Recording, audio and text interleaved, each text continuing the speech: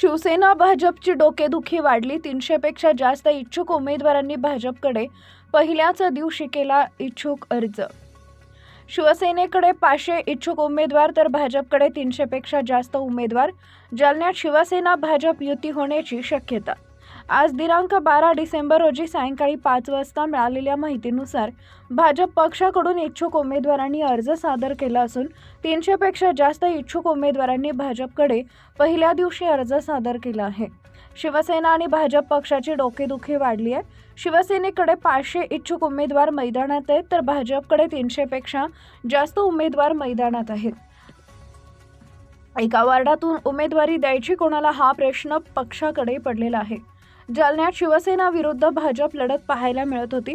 मात्र राज्याचे मुख्यमंत्री देवेंद्र फडणवीस आणि राज्याचे उपमुख्यमंत्री एकनाथ शिंदे यांनी युती संदर्भात नागपूर इथं बैठक सुरू केली आहे.